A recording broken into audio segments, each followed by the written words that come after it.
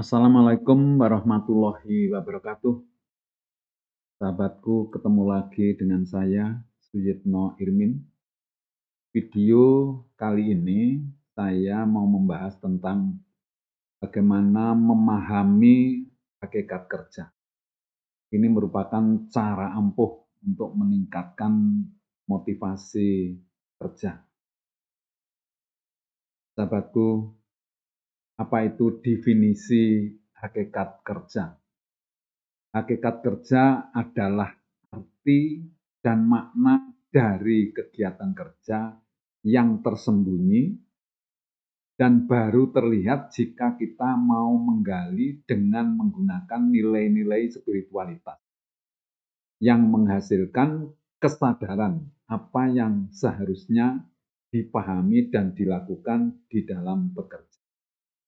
Jadi hakikat kerja itu adalah satu makna dari kegiatan kerja kita ini yang tersembunyi, artinya yang tidak kelihatan, harus dicerna ya, dengan menggunakan hal-hal yang bersifat spiritualitas sehingga kita bisa memaknai, bisa memahami apa itu hakikat kerja. Jadi kalau sepintas kita ya kerja biasa saja, tetapi begitu kita menggunakan nilai-nilai spiritualitas, baru kita memahami apa itu yang namanya hakikat kerja. Memahami hakikat kerja itu sangat penting sekali, ya, karena juga akan bisa memahami mengapa hidup itu harus bekerja.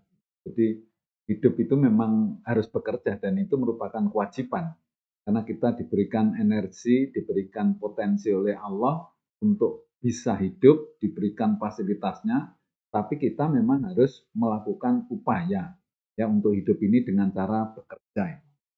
Kemudian tahu bagaimana cara mengarahkan pikiran untuk memahami tentang kerja ini. Jadi memahami hakikat kerja nanti mengarahkan ya pikiran kita apa sebetulnya kerja itu.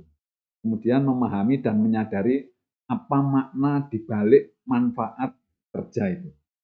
Kemudian juga tahu bagaimana agar kerja itu bernilai ibadah. Itu yang penting. Ya. Kemudian untuk membangun motivasi kerja kita. Jadi karena kita dengan memahami hakikat kerja, maka insya Allah yang namanya motivasi kerja, semangat kerja itu semakin meningkat. Ya, yang tadinya mungkin ya loyo, ngelokro, agak malas-malas, tetapi begitu memahami tentang hakikat kerja, insya Allah secara otomatis, secara kesadaran, ya itu akan muncul, akan bangkit, ya, akan meningkat motivasi kerja kita.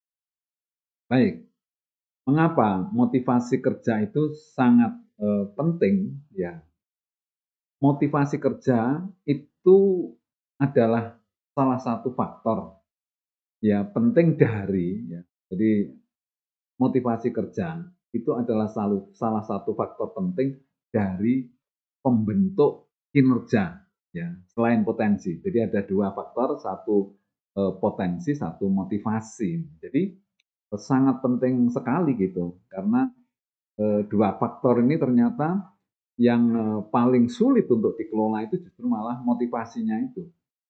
Kalau potensi insya Allah tidak terlalu sulit karena potensi itu artinya kemampuan kita sudah ada di dalam diri kita dan keberadaan potensi di dalam diri kita itu insya Allah relatif konstan begitu, tidak berubah-ubah seperti kalau motivasi. Kalau motivasi ini luar biasa, ya sangat fluktuatif sekali. Karena apa?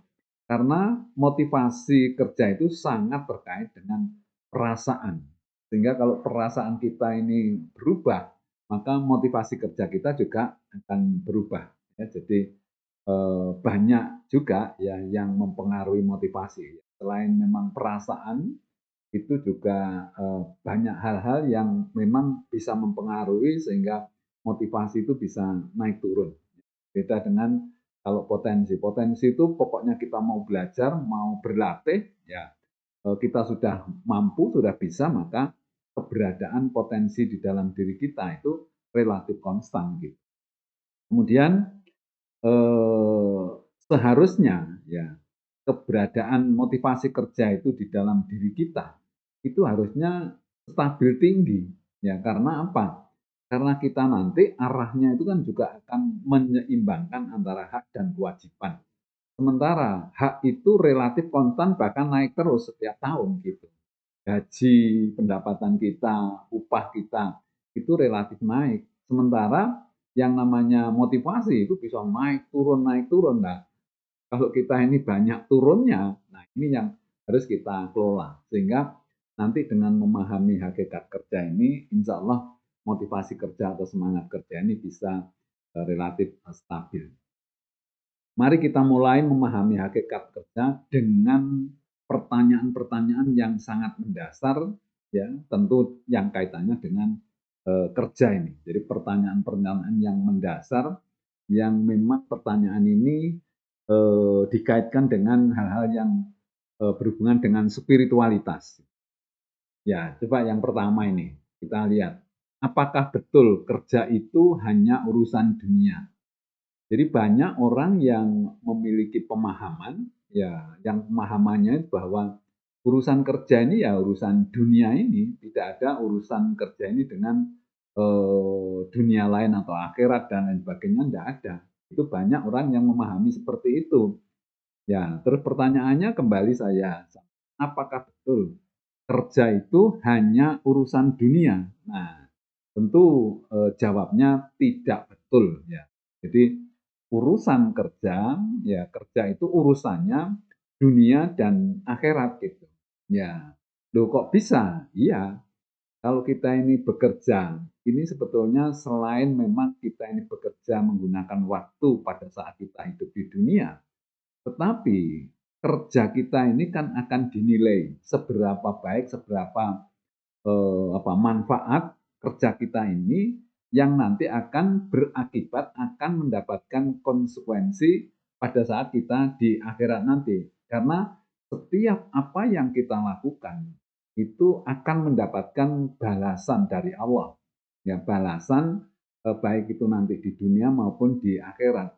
Sehingga kalau yang namanya bekerja, itu urusannya bukan hanya dunia saja. Justru nanti yang banyak itu justru malah urusan akhirat gitu. Nah, ini satu pemahaman bahwa secara spiritualitas itu yang namanya kerja ini urusannya di dunia dan juga di akhirat. Karena nanti begitu kita ini bekerja, ya bagaimana kerja kita itu apakah baik atau buruk nanti juga akan mempengaruhi yang kita dapatkan di akhirat karena setiap apa yang kita lakukan itu pasti akan dibalas. Ya, jadi urusan kerja itu adalah urusan dunia juga urusan akhirat. Justru malah urusan akhiratnya itu atau balasan nanti yang di akhirat itu yang lebih banyak. Gitu. Kemudian, betulkah kerja itu urusannya hanya dengan manusia? Nah, ini juga satu pemahaman lagi. Banyak orang yang mengatakan bahwa kita ini kalau bekerja urusannya ya dengan manusia itu adalah urusan dunia, urusan dengan manusia. Coba kita renungkan, kita pikir secara jernih gitu ya. Ya, tentu jawabnya tidak betul. Jadi betulkah kerja itu urusannya hanya dengan manusia? Itu jawabnya tidak betul. Nah, urusannya dengan siapa saja? Ternyata kerja ini kaitannya erat dengan keberadaan Allah. Ya, tanpa bantuan Allah kita ini tidak bisa bekerja. Jadi urusan kerja ini selain dengan manusia, yang jauh lebih banyak itu urusannya dengan Allah. Ini yang perlu kita pahami gitu. Jadi kita ini karena sesuatu itu sudah berjalan setiap hari bahwa kita ini berangkat kerja, bisa berpikir, bisa melakukan aktivitas. Ya, seolah-olah kita ini bisa melakukan itu sendiri, bukan urusannya dengan Allah atau bantuannya dengan Allah. Nah, kita harusnya kembali kepada satu pemahaman bahwa pada hakikatnya kita ini ya tidak bisa melakukan apa-apa seperti yang saya jelaskan di video sebelum ini bahwa manusia itu pada hakikatnya tidak bisa apa-apa. Nah, kita ini bisa kerja karena kita dibantu oleh Allah. Mulai dari apa? kita ini diberi organ-organ yang memang bisa bekerja, kemudian organ-organ ini bisa berjalan itu karena dibantu oleh Allah untuk menjalankan organ-organ jantung, paru-paru dan semuanya sehingga kita ini bisa bekerja, bisa berpikir. Ya, jadi di sini artinya bahwa bekerja ini urusannya bukan hanya dengan manusia saja. Seolah-olah kita ini urusannya dengan bos, dengan perusahaan, dengan instansi, dengan atasan kita, dengan teman kita, dengan partner kita, dengan mitra kerja kita. Ya memang itu. Ya, tetapi yang jauh lebih penting itu adalah bagaimana kita memahami bahwa bekerja ini urusannya bukan hanya dengan manusia, tetapi dengan Allah. Karena tanpa bantuan Allah, tanpa kita ini disupport oleh Allah, itu kita tidak bisa apa-apa gitu. Nah, ini yang perlu dipahami karena apa? Karena nanti ini ujung-ujungnya bahwa nanti kita ini bekerja ini untuk siapa begitu. Terus kemudian kenapa kita harus semangat gitu. Ya itu nanti akan kita pahami di belakang ya ini setelah pemahaman-pemahaman nanti selesai mungkin akan bisa diambil satu kesimpulan bahwa kita ini bekerja harus semangatnya atau motivasinya itu tinggi karena kita sudah memahami. Nah, seperti ini umpamanya saja. Kita memahami betulkah kerja itu urusannya hanya dengan manusia. Nah, ini kita jadi tahu bahwa urusan kerja ini sebetulnya yang banyak justru dengan Allah, bukan hanya dengan manusia, bukan hanya dengan atasan kita, bukan dengan hanya bos kita, tetapi yang paling banyak justru dengan Allah. Ya, karena kalau tidak ada bantuan, tidak dibantu oleh Allah, maka kita ini tidak bisa melakukan sesuatu. Bahkan nanti sampai ya namanya gaji dan lain sebagainya itu rezeki yang diberikan karena Allah gitu. Jadi kita pemahamannya sudah mulai mengembangkan ya satu pemahaman terkait dengan hakikat kerja ini. Kemudian, nah ini sebetulnya kontrak kerja kita ini bukan ya hakikat. Hakikat itu kan sesuatu makna yang tersembunyi, yang ada di belakangnya, yang itu sebetulnya yang penting itu hakikat itu. Nah, hakikatnya kontrak kerja kita ini dengan Allah. Ini coba kita baca ya. Hakikat kontrak kerja. Hari ini telah disepakati kontrak kerja dengan ketentuan manusia, ya ini manusia sebagai pihak kedua melaksanakan kerja dan menerima rezeki dari pihak satu. Pertanda pihak satu Allah, pihak kedua manusia. Jadi hakikatnya kontrak kerja kita itu bukan dengan perusahaan. Ya, memang secara fisik dengan perusahaan, dengan instansi, dengan bos, dengan atasan kita begitu ya. Tetapi hakikatnya bahwa kontrak kerja kita ini dengan Allah. Nah, kalau kita ini memiliki pemahaman bahwa kontrak kerja ini dengan Allah, tentu kita ini akan lebih semangat karena kita ini ternyata dibantu oleh Allah untuk melakukan kegiatan, tapi ada semacam ya hakikat kontrak ini tadi sehingga kita nanti memiliki satu semangat kerja yang tinggi. Nah itu. Kemudian pertanyaan berikutnya, kenapa dalam dunia kerja itu terjadi banyak pelanggaran terhadap aturan-aturan kerja? Kita tahu bahwa kerja ini sebagian besar itu ada kegiatan pengawasan. Orang kalau itu diadakan pengawasan saja masih banyak yang melanggar. Apalagi kalau itu tidak dilakukan pengawasan, tidak diawasi oleh atasan. Nah, itu yang tentu banyak sekali pelanggaran-pelanggaran atau penyimpangan-penyimpangan begitu ya. Nah, ini apa yang menjadi pertanyaannya kan kenapa ya? Karena kebanyakan orang berpikir bahwa aturan kerja itu yang membuat manusia, sehingga ada keberanian untuk melanggar. Nah ini komparasinya, perbandingannya itu kan kalau kita ini melakukan kegiatan sholat umpamanya saja. Karena sholat itu aturan dan syarat-syarat itu yang menentukan atau yang membuat itu adalah Allah, agama yang melalui Nabi Muhammad gitu. Sehingga kita yakin bahwa aturan itu yang membuat Allah. Sehingga pada waktu sholat kita ini tidak berani menyimpang, tidak berani melanggar tata tertib, ya rukun dan syaratnya dari sholat itu tidak berani. Meskipun orang itu sejahat-jahatnya orang, ya bahkan koruptor lah begitu, kalau pada waktu sholat itu tidak berani melanggar. Karena apa? Karena tadi itu bahwa yang membuat aturan di dalam sholat itu adalah agama, sehingga tidak berani. Tetapi di tempat kerja, itu yang membuat aturan itu adalah manusia. Sehingga banyak orang berani melanggar. Nah sekarang pergeseran pemahaman atau perubahan mindset kita ini harus dirubah bahwa seolah-olah aturan yang dibuat oleh perusahaan atau dibuat oleh manusia itu sebetulnya juga aturan agama. Asal peraturan-peraturan yang ada itu tidak melanggar agama. Jadi artinya begini, kalau di suatu perusahaan itu ada satu aturan yang dibuat oleh manusia, kemudian aturan itu tidak melanggar agama, bahkan dasarnya adalah aturan agama itu.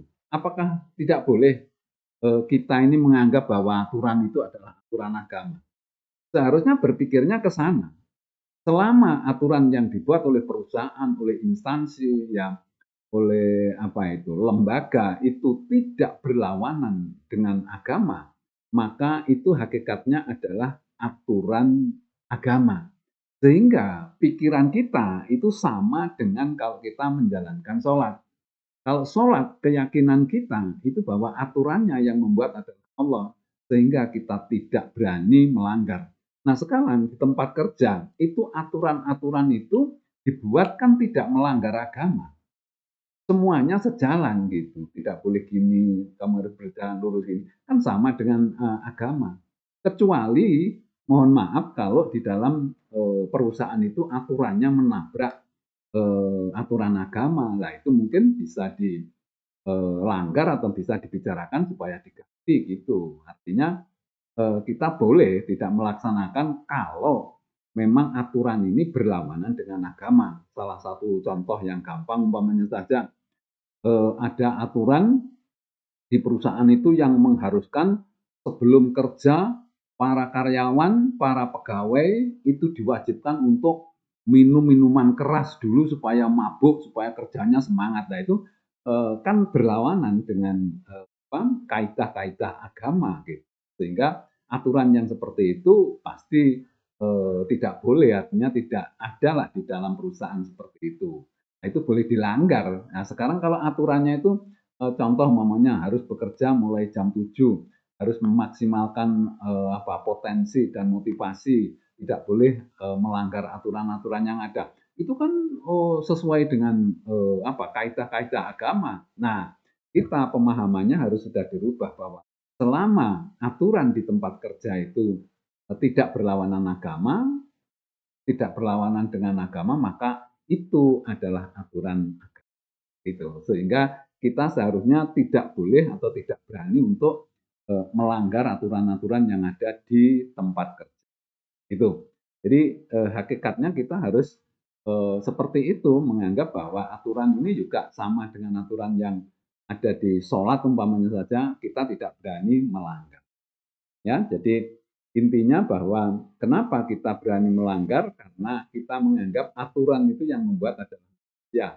Nah sekarang digeser pemahamannya bahwa walaupun itu yang membuat adalah manusia, tetapi kalau itu tidak berlawanan dengan agama, pikiran kita harus kita setting bahwa itu adalah aturan agama. Supaya apa? Supaya kita tidak berani melanggar aturan itu gitu. Ya.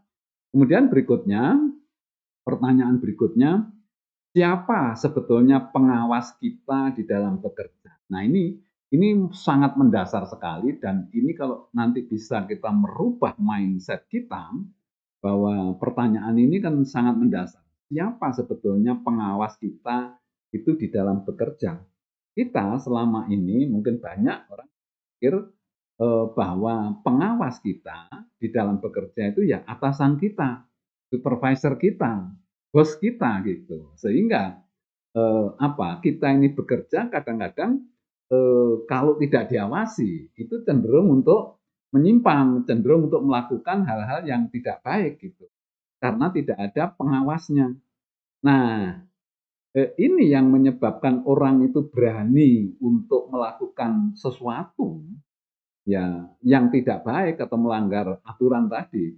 Itu salah satunya penyebabnya adalah mindset kita ini atau pikiran kita, pola pikir kita itu bahwa beranggapan bahwa yang mengawasi kita di dalam kerja ini adalah atasan kita atau bos kita. Sehingga kalau tidak ada bos, tidak ada atasan, kita berani melakukan penyimpangan ya karena yang ngawasi tidak ada gitu. Nah, ini yang harus dirubah gitu ya.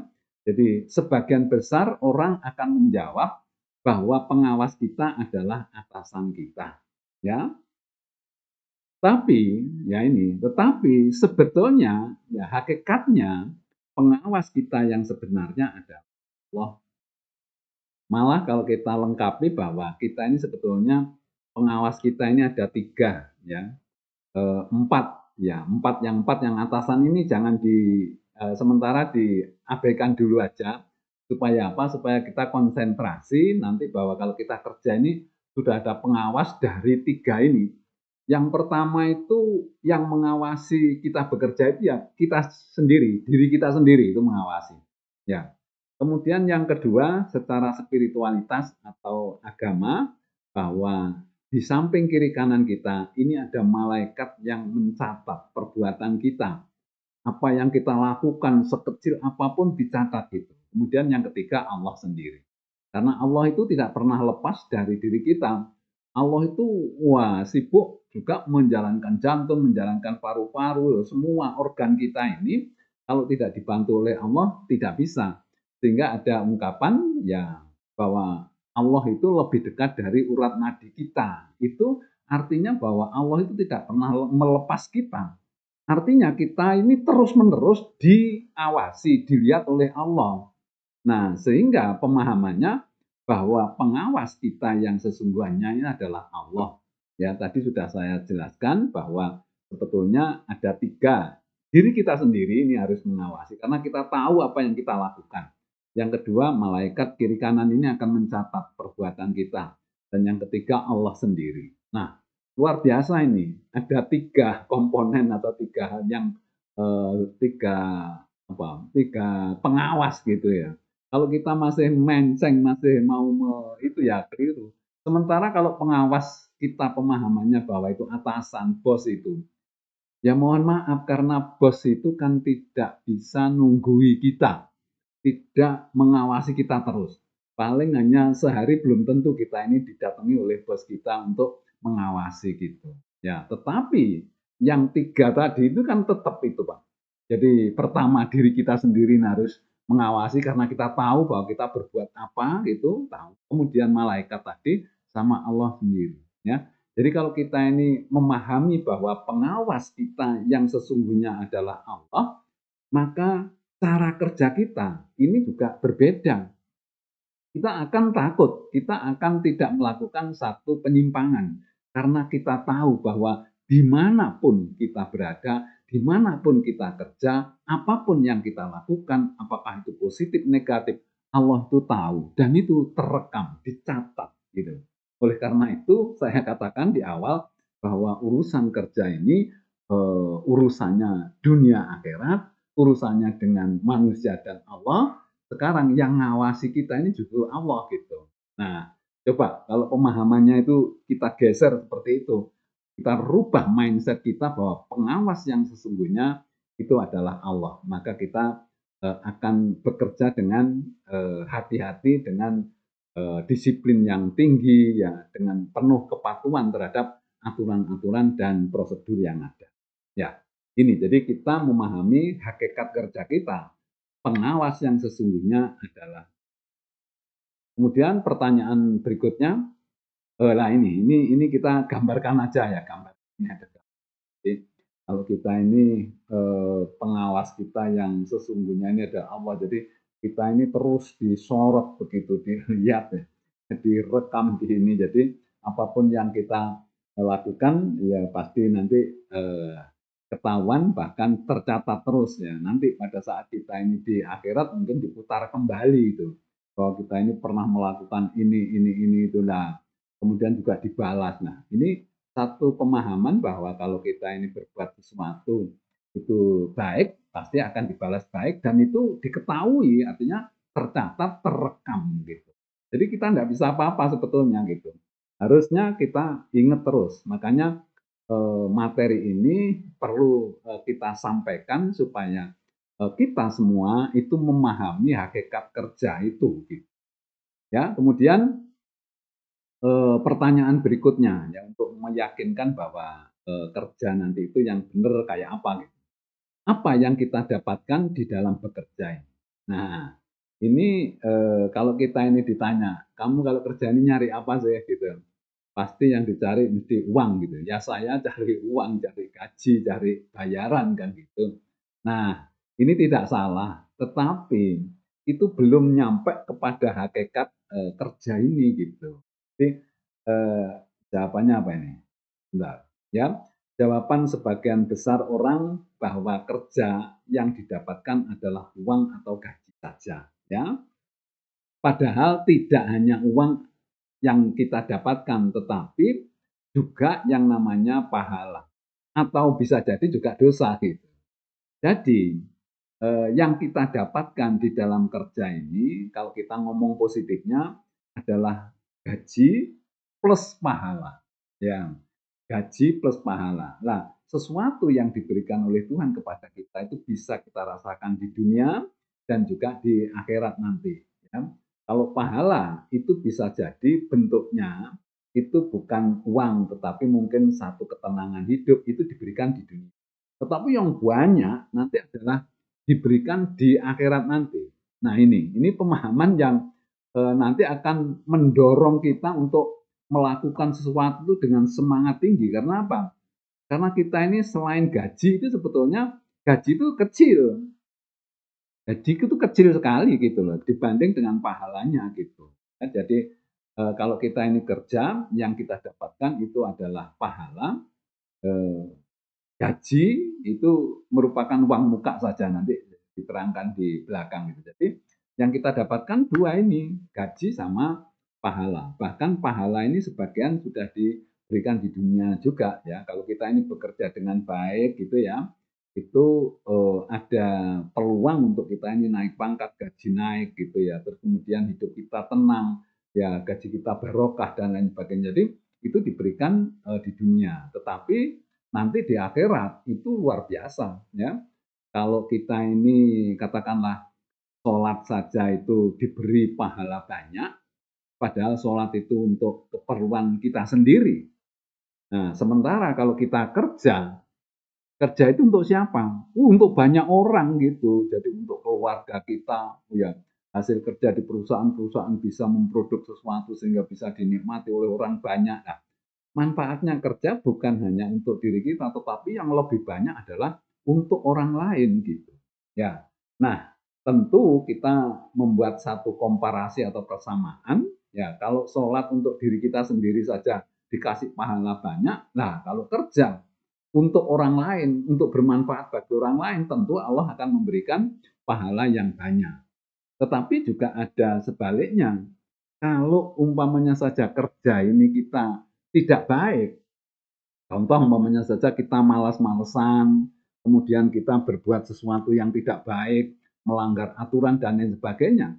Ya, yang kita dapatkan apa? Mungkin memang gaji, tapi gajinya itu tidak barokah gitu. Ya, kita ini bahkan males saja, tidak kerja saja kalau itu sudah menjadi pegawai tetap. Itu kan tetap digaji, dibayar gitu. Ya, orang yang malas itu pikirannya wah enak aja lah kita malas saja enggak juga digaji. Rajin sama malas sama saja, sama-sama digaji. Tetapi berbeda itu.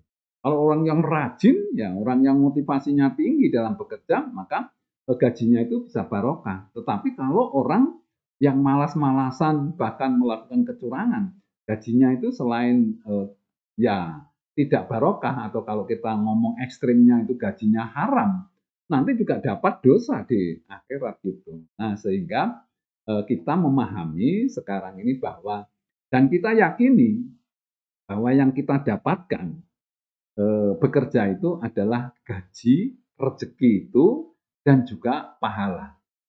Ya, rezeki, gaji itu mungkin, ya naiknya itu tidak seberapa begitu, tetapi pahala ini dari Allah ini luar biasa gitu yang tadi saya gambarkan ya, pahala itu, sholat saja 5 menit itu pahalanya banyak untuk diri kita sendiri. Sementara kalau kita kerja ini paling enggak 1 hari itu 8 jam, ya. Kemudian mengeluarkan energi banyak, pikiran banyak, dan juga pengorbanan, kita ini luar biasa gitu. Ya, terus kepentingannya untuk orang lain. Nah, tentu pahalanya juga akan sangat banyak sekali gitu balasannya karena Allah itu tidak pernah akan menyia-nyiakan upaya kita gitu. Nah, sehingga pemahamannya bahwa kita harusnya semangat tinggi gitu ya. Semakin banyak yang kita lakukan, nah itu semakin banyak pahalanya gitu. Sehingga walaupun gaji itu belum naik tetapi pahala ini jelas gitu. Nah, nanti itu tentu ada syaratnya. Bagaimana supaya kerja kita ini dicatat sebagai ibadah.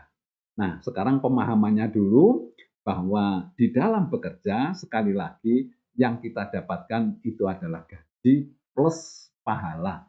Sehingga kita harus semangat tinggi walaupun gaji kita eh, ya UMR begitu, tapi pahalanya luar biasa. Nah ini, di dalam pekerja yang kita dapatkan itu, kalau kita bekerja dengan baik tentu gaji yang halal plus pahala. Nah ini yang membuat semangat kerja kita ini sekarang harus muncul, harus bangkit, harus kita bangun semaksimal mungkin karena selain gaji, ya kita ini akan mendapatkan pahala. Kalau kita ini kerja baik, sangat ada kemungkinan bahwa prestasi kita, kemudian jabatan, pangkat kita itu akan naik, gaji kita akan naik juga gitu. Karena kita bekerja dengan tinggi motivasi kita.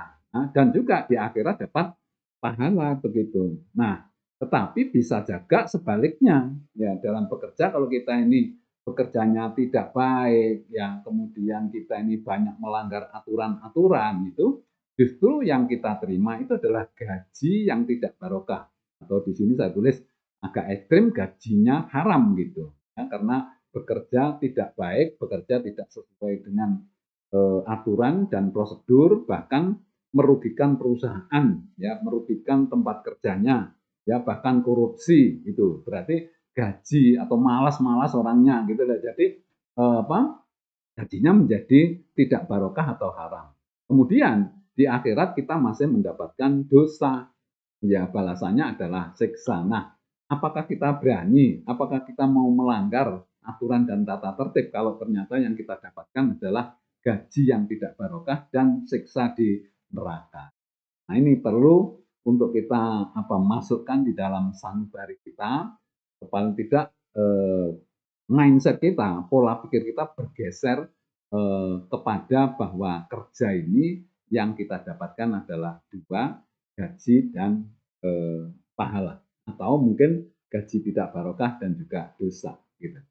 Kemudian seberapa besar pahala yang kita terima di dalam bekerja. Nah, ini tentu kita yakini pahalanya sangat banyak sekali gitu ya. Tadi sudah saya jelaskan bahwa karena bekerja ini manfaatnya untuk orang lain ya. Kata Nabi, orang yang baik itu seperti apa? Ya, orang yang baik itu adalah orang yang bermanfaat bagi orang lain. Orang yang hidupnya itu bermanfaat bagi orang lain. Nah, bekerja itu manfaatnya untuk orang lain. Ya, banyak untuk orang lain ya, kita sendiri ya, keluarga ya, tetapi juga banyak untuk orang lain gitu. Karena hasil kerja kita, perusahaan kita di mana kita kerja ini bisa dinikmati atau dipakai untuk orang lain, keperluan orang lain. Sehingga artinya bahwa kita ini bekerja manfaatnya banyak untuk orang lain. Nah, tentu ya pahalanya, tentu balasannya ya banyak gitu ya.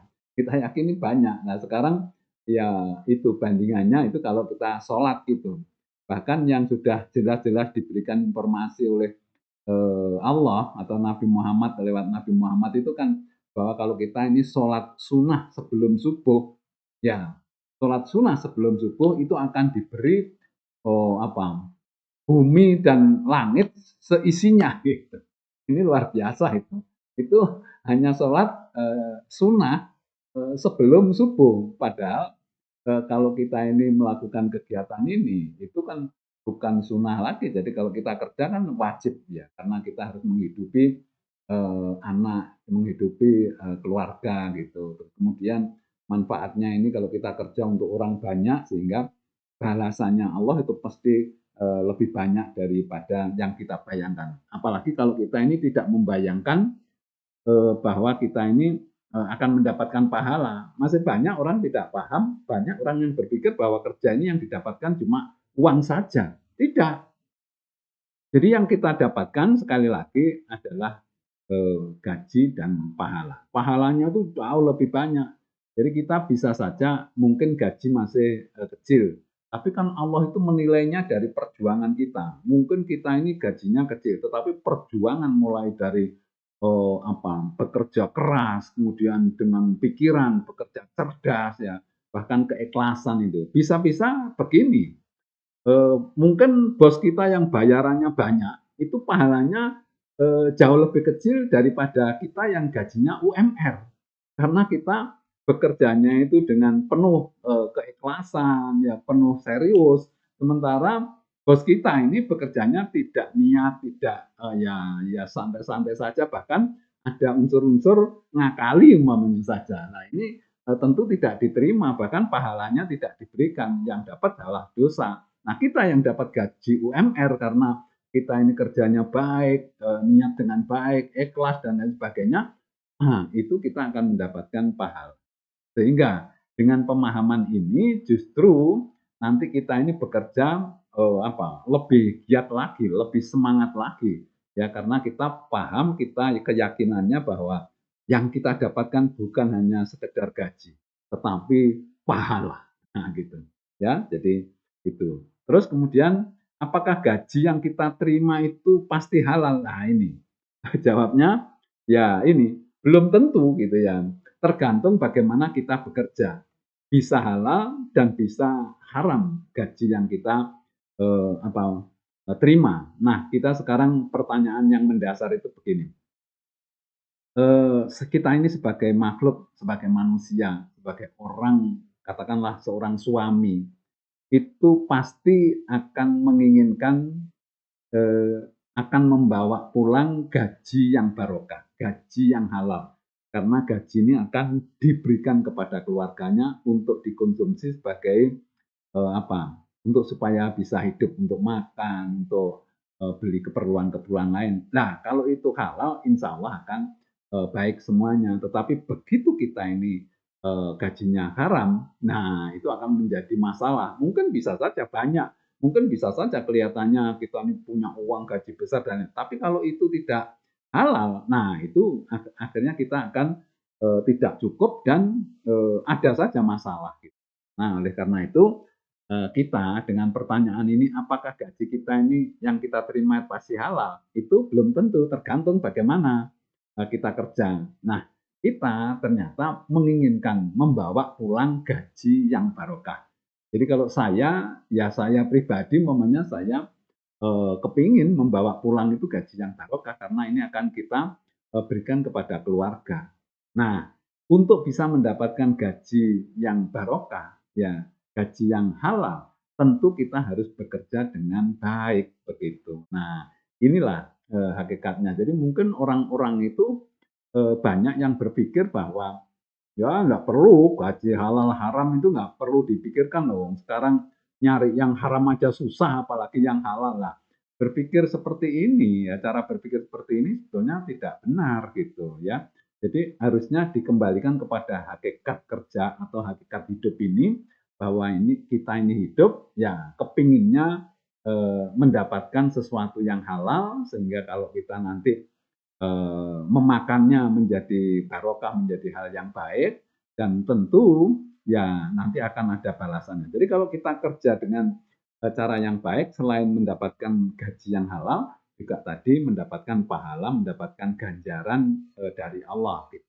Ya. Sebaliknya, kalau kita ini bekerja dengan jelek, ya gaji kita tidak halal, ya, atau katakanlah haram begitu. Nah, haram itu banyak konsekuensi yang negatif nanti, baik itu di dunia maupun di akhirat.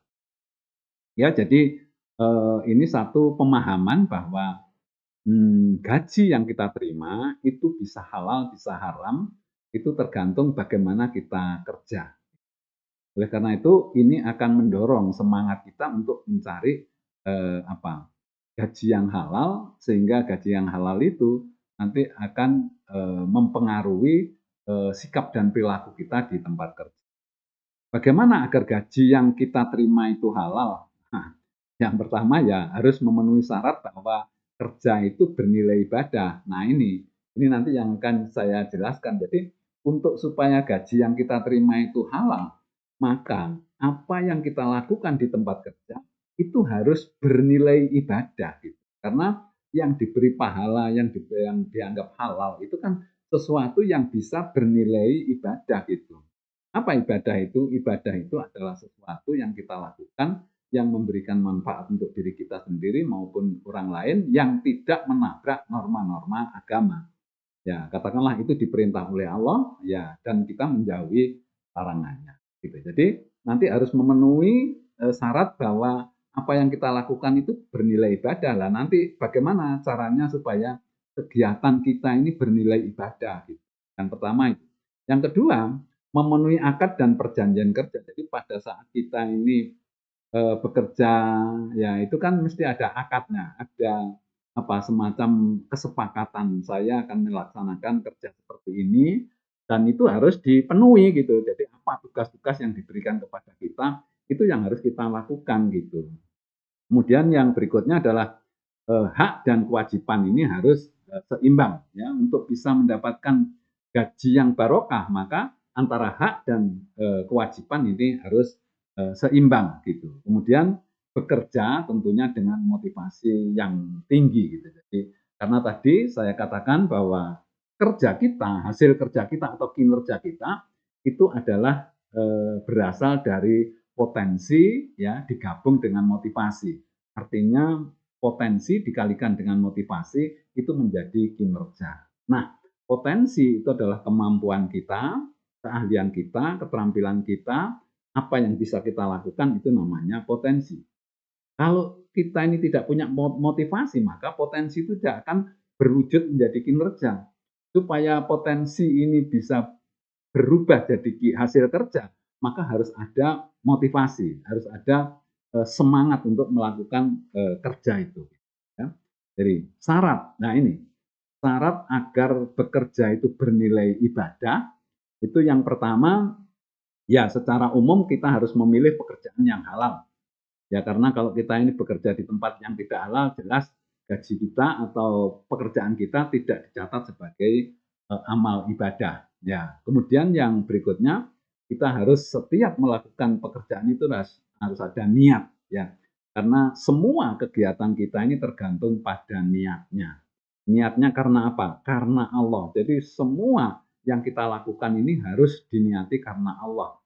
Ya, oleh karena itu setiap kita berangkat bekerja, setiap kita mau melakukan sesuatu, itu biasanya kita memiliki niat atau katakan biasanya kita kalau orang Islam itu bismillah gitu ya. Bismillah itu artinya niat karena Allah ya, minta izin kepada Allah ya dan juga mohon bantuan kepada Allah. Jadi niat kerja kita untuk Allah. Perkara nanti ada tujuan-tujuan lain tetapi harus sejalan. Itu enggak masalah. Jadi umpamanya saja kita bekerja itu niatnya karena Allah. Sudah, itu adalah niat tujuan yang utama gitu. Tetapi kita punya niat lagi lain. Umpamanya saja saya kepingin menghidupi anak istri saya ini yang layak.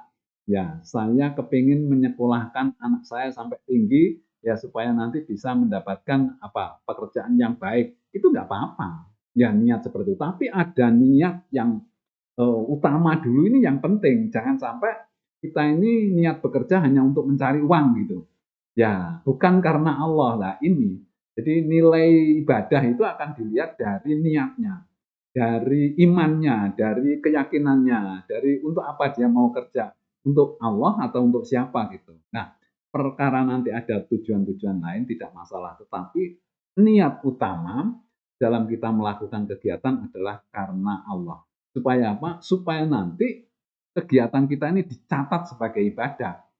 Jadi kita ini kerja keras yo, meras otak, tenaga itu. Kalau kita ini tidak berniat karena Allah, maka itu tidak dicatat sebagai ibadah gitu. Ya kan rugi. Padahal yang namanya niat itu kan hanya apa? Merubah cara pikir kita, hati kita ini yang tadinya tidak punya niatan untuk Allah sekarang ya kita rubah yang bahwa kerja kita ini karena Allah. Karena apa? Itu nanti akan membawa konsekuensi panjang positif gitu loh. Kalau kita ini berniat kerja karena Allah, maka di dalam melakukan kegiatan ini itu akan terpengaruh sikap perilaku kita untuk melakukan kegiatan yang baik, kerja yang semangat. Karena apa? Ini kerja untuk Allah kan gitu ya. Berbeda kalau kita ini tidak mempunyai niat ini ya sudah kerja seenaknya gitu ya. Jadi ini beda sekali. Jadi kalau kita ini bekerja, berangkat dari rumah itu, mulai keluar pintu, itu sudah niat, ya Allah, saya berangkat kerja ini karena Engkau ya Allah, mudah-mudahan Engkau berikan rezeki yang halal, agar anak istri saya bisa hidup tentram, umpamanya saja begitu. Nah, ini adalah satu niat yang ini nanti akan berpengaruh, selain memang niatnya harus seperti itu dan akan dicatat sebagai ibadah. Nah, kita ini akan tenang gitu, akan dikawal dengan niat itu karena kita niatnya untuk Allah gitu. Tentu tidak berani melakukan sesuatu yang menyimpang gitu, ya. Kemudian merasa diawasi oleh Allah ya di dalam bekerja ini supaya bernilai ibadah, kita ini merasa diawasi oleh Allah. Memang Allah itu tidak pernah lepas dari kita gitu. Ya terus-menerus tahu gitu loh. Nah, kita ini sudah terus-menerus merasa diawasi. Jangan sampai kita ini seperti tadi saya sampaikan bahwa pengawas kita ini bukan atasan gitu. Karena sejak berangkat itu Allah sudah tahu bahwa niatnya ini sudah benar, nanti di jalan ini jalannya juga benar, masuk kerja nanti juga bekerja dengan benar dan lain sebagainya. Nah, itu akan mempengaruhi ke sana. Kemudian meyakini akan mendapatkan pahala. Ini kita harus yakin bahwa apa yang kita lakukan itu sebetulnya termasuk ibadah ya. Jadi ibadah sosial namanya gitu. Ya dua video yang lalu sudah saya jelaskan gitu bahwa kegiatan kita bekerja ini adalah termasuk ibadah sehingga kita yakin akan mendapatkan pahala. Kemudian kita itu mengikuti syarat dan aturan. Kalau kita ini menjalankan ibadah ritual, itu pasti ada syarat-syarat rukun-rukunnya ya dan itu harus kita jalani, harus kita ikuti gitu. Nah, sekarang juga begitu, bekerja di tempat kerja kan juga ada aturannya, umpamanya saja kita harus masuk bekerja jam 7 umpamanya atau jam 8. Nah, itu kita begitu masuk jam kerja harus melakukan kegiatan kerja. Tidak boleh umpamanya saja ngomong-ngomong yang tidak ada gunanya gitu, artinya tidak ada kaitannya dengan pekerjaan. Ya. Nah, hal seperti ini ya itu harus ada di dalam dada kita, harus ada di dalam benak kita bahwa saya bekerja ini harus mengikuti syarat dan aturan gitu. Sehingga kalau kita ini mau melanggar itu, wah ini ada semacam remnya gitu ya. Terus kemudian yang terakhir yang penting sekali ini bahwa supaya kerja kita ini dicatat sebagai ibadah, maka kita harus ikhlas gitu. Ikhlas menjalankan kegiatan ini harus harus ikhlas. Nah, mungkin sedikit ikhlas itu yang bagaimana ya? Ikhlas itu berharap. Jadi pamrih. Jadi kalau saya menjelaskan ikhlas itu sebetulnya bukan tidak pamrih, itu enggak pas itu. Artinya kita ini melakukan kegiatan sekecil apapun, itu kan pasti ada tujuannya, pasti ada harapannya gitu ya. Apa? Kita mau melakukan apa saja coba dicek gitu, mau apa saja, itu pasti ada harapannya, yang diharap, yang dituju itu apa gitu. Pasti ada. Contoh umpamanya saja kalau kita ini mau sedekah, nah pasti ada tujuannya apa gitu, ya. Kalau kita ini mau melaksanakan sholat, mau mengerjakan, pekerjaan apa begitu, pasti ada, sesuatu yang diharapkan gitu. Ya, tidak ada kegiatan kita ini yang tanpa pamrih, itu tidak ada. Ya, ini yang perlu dicamkan ya. Jadi perlu diluruskan gitu. Jadi kalau kita ini bilang ikhlas itu tanpa pamrih, itu saya tanya ya, kegiatan apa yang tanpa pamrih? Tidak ada, tidak ada. Jadi semua yang kita lakukan itu pasti ada pamrihnya. Nah, kalau sekarang ikhlas itu seperti apa, Pak? Ya, ikhlas itu pamrih hanya kepada Allah. Itu yang pertama. Jadi pamrih kita, yang kita harapkan itu Allah. Memang orang lain itu pada hakikatnya tidak bisa memberikan sesuatu kepada kita. Kalau tidak ada izin, tidak ada ridho dari Allah, tidak bisa gitu. Orang lain bisa memberikan kita, kan Allah membantu, Allah itu ridho, Allah mengizinkan gitu. Ya. Kemudian yang kedua, menerima apa yang telah terjadi. Jadi apa sesuatu yang sudah terjadi itu kita rela, kita legowo. Ya, itu namanya ikhlas. Nah, di dalam dunia kerja, kalau kita ini ikhlas berarti kita ini tidak grundel, tidak menggerutu, tidak mengeluh kalau kita mendapatkan pekerjaan. Tetapi kita bisa jadi hanya berpikir, waduh ini sulit ya, kita menemui kesulitan artinya. Bukan kita mengeluh, bukan kita menggerutu. Itu beda. Kalau kita ini, aduh saya menemui kesulitan ini, saya memeras otak pun juga belum bisa. Nah, saya ke atasan, saya mau minta bantuan Pak, karena ada kesulitan di eh, tempat kerja saya, ya, atau alat-alat yang saya perbaiki ini sulit. Mohon Bapak bisa membantu saya. Ini bukan menggerutu, tapi ini adalah menyampaikan kesulitan. Berbeda dengan menggerutu. Menggerutu itu contohnya begini, pagi-pagi sudah ngerasani atasan, pagi-pagi sudah sambatan, kerja, bayaran nggak seberapa, tapi pekerjaannya banyak. Wah, capek banget saya ini bekerja. Nah, ini namanya menggerutu kalau gitu.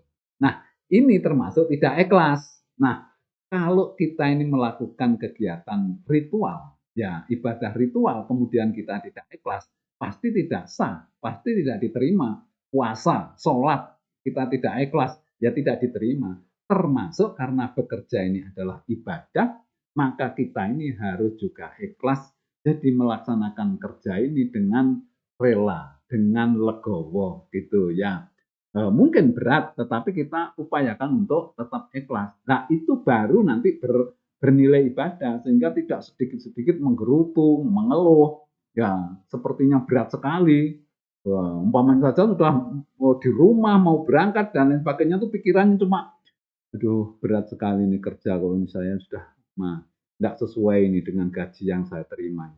Aduh, saya malas kalau kerja seperti ini. Nah, ini namanya tidak ikhlas gitu. Apalagi kalau kita ini suka protes, suka tidak mau disuruh dan lain sebagainya, itu kan berarti tidak ikhlas. Lah, itu tidak menjadi mubazir, apa yang kita lakukan itu bukan bernilai ibadah. Mungkin secara fisik iya kita melakukan pekerjaan walaupun itu dengan menggerutu, tapi nilai ibadahnya itu tidak ada gitu. Ya, hilang gitu. Itu malah yang ada dosa gitu. Oleh karena itu kita itu harus ikhlas supaya apa? Supaya apa yang kita lakukan itu bernilai ibadah gitu ya. Baik. Jadi singkat kata, bekerja itu adalah ibadah ya, ibadah sosial. Karena bekerja adalah ibadah, maka semakin banyak yang kita kerjakan, semakin banyak pahalanya. Sementara gaji, rezeki yang kita terima hanya merupakan uang muka saja.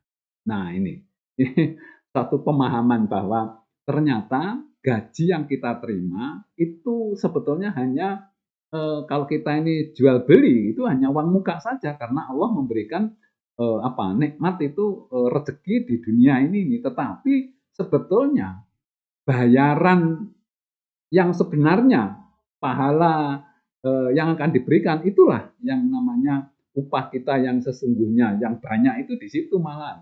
Jadi kalau gaji yang kita terima itu justru malah jadi uang muka saja, tidak seberapa. Coba bayangkan sekarang kalau kita ini sholat sunat sebelum subuh itu akan diberi bumi dan langit seisinya gitu. Kan luar biasa itu. Ya, tetapi dengan cara bahwa apa yang kita lakukan harus bisa tercatat sebagai ibadah. Nah, kita juga begitu. Ya, jadi di dalam bekerja ini ya semakin banyak yang kita kerjakan, akan semakin banyak pahalanya.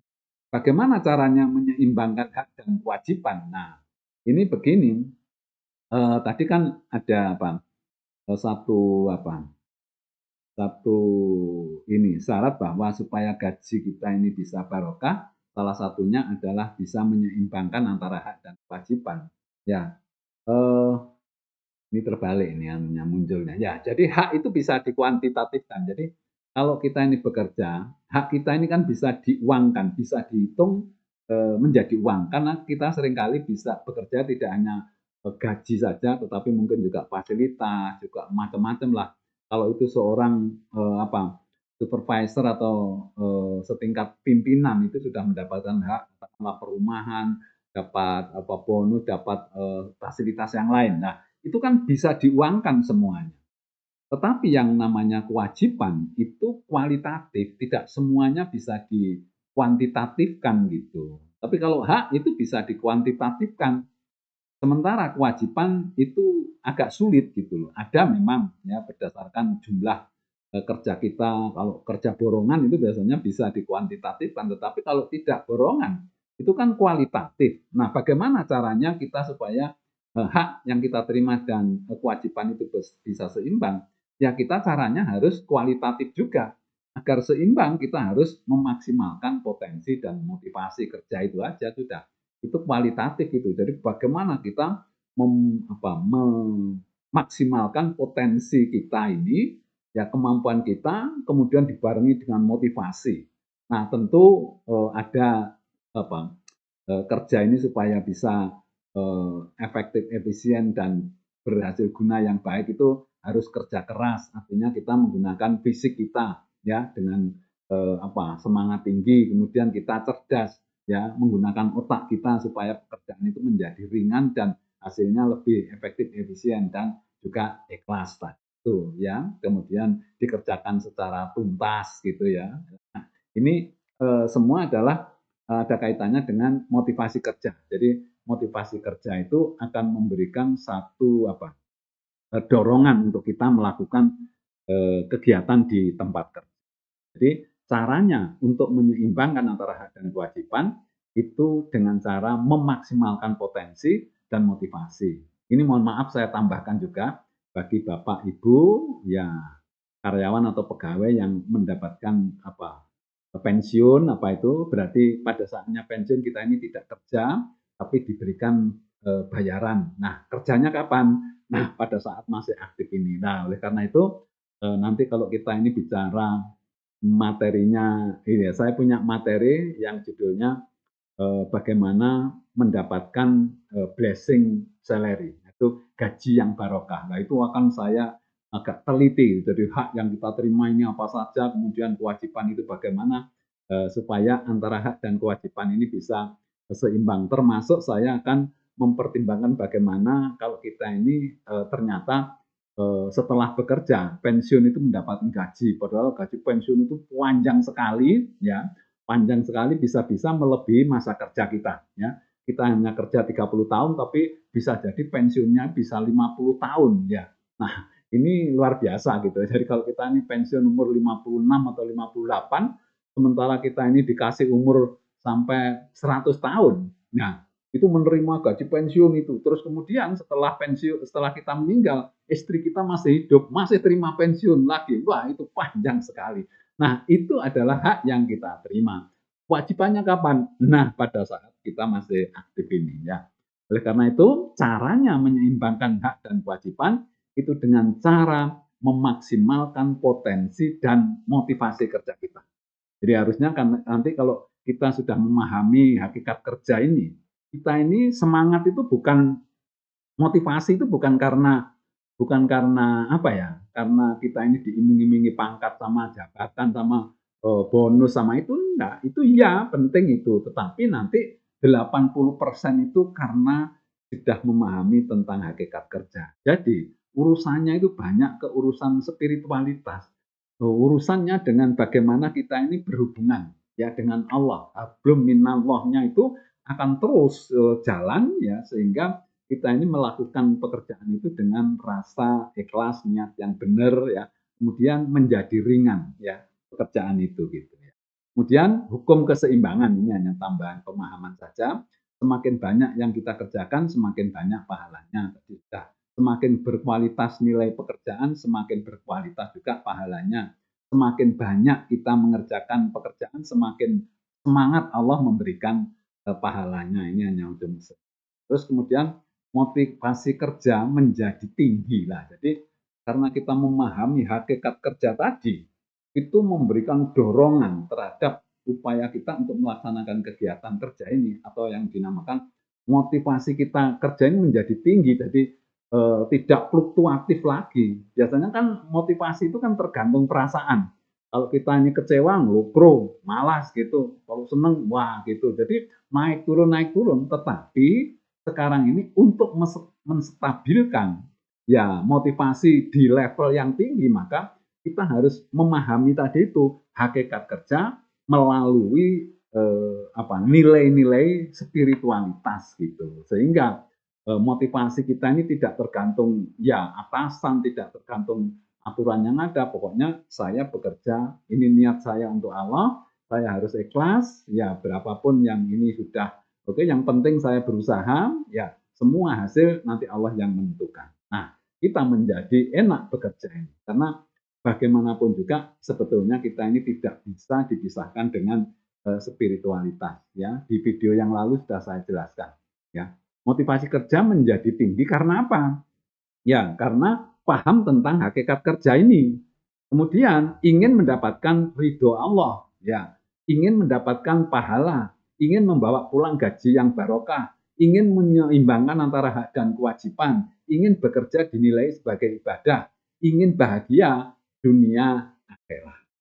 Ini memberikan satu dorongan kita ini bekerja lebih bagus, lebih semangat ya. Kemudian kesimpulannya, Bapak Ibu sekalian dan sahabatku, memahami hakikat kerja banyak melibatkan nilai-nilai spiritualitas. Dengan adanya pemahaman hakikat kerja, maka akan terjadi perubahan mindset kita, ya, perubahan pola pikir kita, ya, sehingga nanti akan mempengaruhi sikap dan perilaku kita. Perubahan mindset akan merubah sikap dan perilaku dalam melakukan kegiatan kerja. Melaksanakan kerja dengan semangat yang tinggi, ya. Supaya apa?